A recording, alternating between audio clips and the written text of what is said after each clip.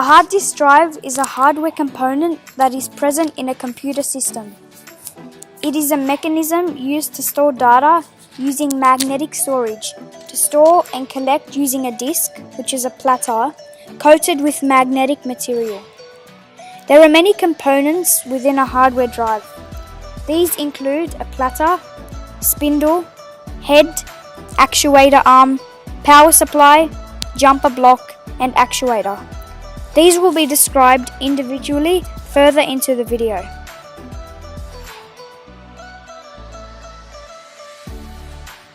The hard disk drive was one of the most dominant type storage devices since the early days of the computer.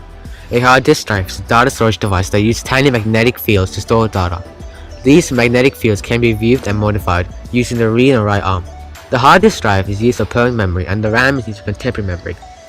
The four main components of a hard disk drive are the platter or platters.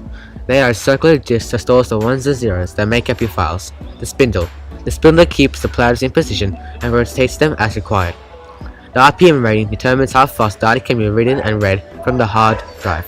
A typical internal desktop drive runs at 7,200 RPM. The read and write arm.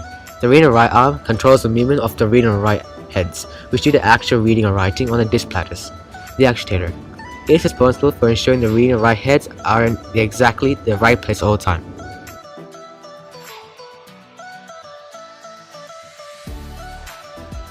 So we know that the hard disk drive stores data for later use. We can kind of think of it as an archive of a library.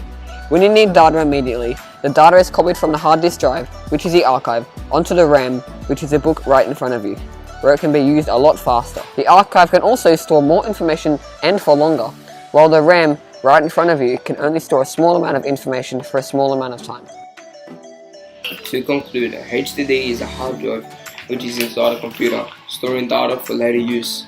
It is possible to have no HDD in a computer, but there is a big disadvantage without it.